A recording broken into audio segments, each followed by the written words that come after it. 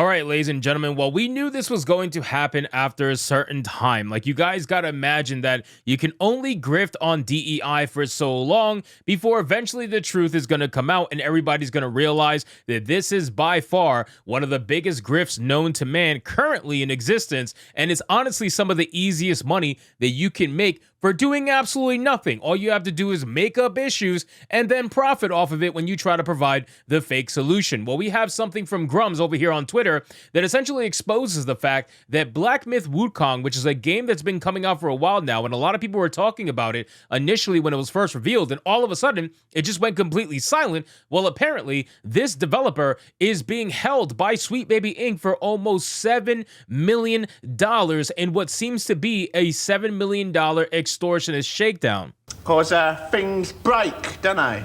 Break? Well, everything breaks, don't it, Colonel? Oh, there.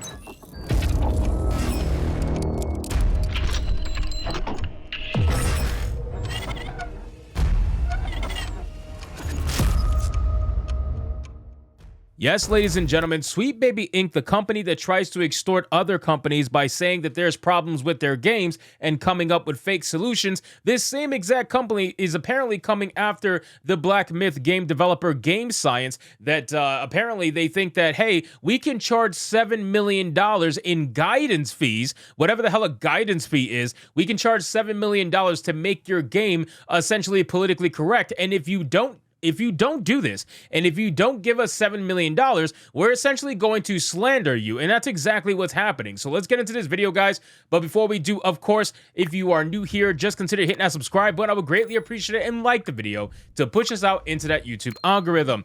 So Grums made a tweet here, and it said, Black Myth Wukong, $7 million shakedown by SBI. Black Myth game developer Game Science claims that companies like Sweet Baby Inc. are asking the studio for $7 million in guidance fees to fix their game and their studio image. Game Science was slammed by IGN for its founder's sexual innuendo and remarks which they claim was sexist. The studio claims that the attacks were made in order to extort the guidance fees, which they refused to pay. The founder of the studio has a controversial style that easily gets him in trouble with the wrong thing crowd. Now, I want you guys to think about something really, really quick. Remember what Kim Belair said during her conference? She had about a 30-minute conference where she essentially was trying to talk to people about what SBI is and how to get their way. Remember when she specifically stated that if they will not give you what you want, then you need to go to their marketing teams and threaten them with what would happen if they don't give you what you want? Yeah, that kind of person. And then now we're hearing stories about SBI doing a shakedown. Is it really that shocking, or is it really that hard to believe that a company like Sweet Baby Inc. would be possible to do this? Like, I don't understand why people are saying, oh, this is fake, this is not true. Do you really think that this could not possibly be true, considering that Kim Belair essentially admitted that they perform these antics whenever they don't get their way? So imagine you want to try to extort $7 million from a non-DEI company, and you're trying to tell them, hey, it's for your own image, and then when the company says, no, we're good, all of a sudden, all these slanderous articles and posts come out magically after they got denied. It's a very interesting thing. But it says how Black Myth Wukong developers' history of sexism is complicating its journey to the West. This was an article that was written at IGN from somebody called Rebecca Valentine. Not too shocking. Then this Pirate Nation post, Chinese media Black Myth Wukong refused to extort $7 million by Sweet Baby. Here is the English translation for what this company said, okay? Let's make it very clear. This is coming from the company themselves, and it was translated. It says, the reason why the team behind Black Myth Wukong has been subjected to persistent sexist attacks and slander since their first promotional video is because they have consistently refused political correctness guidance and rejected the extortionate guidance fees of millions of dollars demanded by these political correctness teams. Now, we've been saying time and time again that DEI companies and consultancy firms don't do anything, right? Like, they literally don't do anything other than ruin gaming. That's all they can do. They take money and they try to pretend like they are solving problems when we all know they're the ones that are creating the problems in the first place, and then they're offering the solution to the problem that they created. But they're convincing these developers, or essentially extorting them, by telling them, hey, you know, these problems that are going to come around for your video game and for your studio, yeah, we can fix those problems for a small sum of $7 million. We can absolutely fix them if you just give us money. Give us money. You know, it's the easiest fucking grift that I've ever seen in my entire life, and yet people want to pretend like it's all coming from a place of social justice. Yeah, no, it's not. DEI as a whole is a massive, massive growing business that people are realizing is such easy money that they're going to just grift on it. Why not? I mean, it's the easiest money that you can possibly make, and not only can you make a lot of money, but you can also extort a lot of money from the government too. They got a lot of Canadian-based consultancy firms that are taking hundreds of thousands of dollars of Canadian money in grants that they don't have to pay back, all because they were diverse. I'm telling you, it is ridiculous how easy it is. Then it says, actually, such teams are quite common in Europe and America. They interfere with works like Assassin's Creed, Dying Light 2, Stay Human, and God of War by pushing for politically correct female protagonists. These changes are the direct result of the interference and guidance of such teams.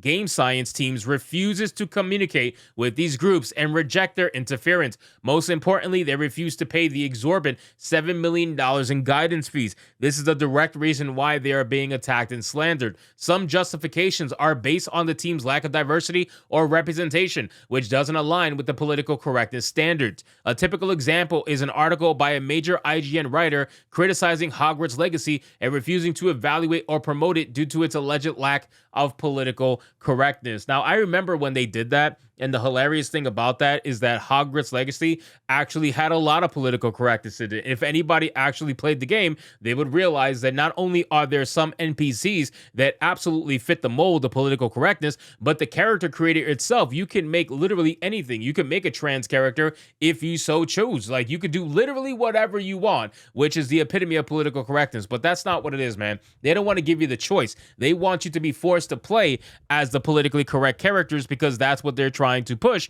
in their message. And we all know what happened to Hogwarts Legacy in the mainstream media. They completely ignored it. It was a top-selling game of the year. It's still one of the top-selling games of this year, even after all that time, and they still don't mention it. It was never mentioned in any award shows. It was completely blacklisted. I have a feeling that Black Myth Wukong is going to go under the same umbrella because they are not trying to do the DEI nonsense. They don't have to. They have full and utter faith in their ability to create a good game. They don't need DEI Consultancy in order to make this game, and they are being essentially forced to try to take the consultancy in order to give them money, and it's just ridiculous, man. Like, these companies do nothing but hurt gaming in the long haul. Then it says the situation with Black Myth Wukong is disgusting. They cite IGN and consulting companies such as SBI as part of a shakedown racket of $7 million in fees. Here's how it all works, as SBI founder Kim Blair explains. Then it says if they don't see the value of what you're asking for when you ask for consultants, and just terrify them with the possibility of what's going to happen if they don't give you what you want. Here is the whole web of people who support each other and make this shakedown happen. Sweet Baby Inc., hire us or else. Reporters, support the racket by writing hit piece articles and run defense for the consulting companies. Play down the racket as a conspiracy theory. Alyssa Mercante writes a hit piece on Kabruta's Rambo for exposing Sweet Baby's long list of ruined games. Rebecca Valentine defends Alyssa and writes hit piece article on Wukong, leading to the shakedown. Jason Schreier gaslights you when it's all exposed, saying it's a hallucination and it isn't happening. It sure seems like it's all part of a multi-million-dollar racket. In fact, DEI and DEI Consultancy is a huge industry. See my posts about Activision Blizzard reporting. They call us grifters, but they are the ones making bank.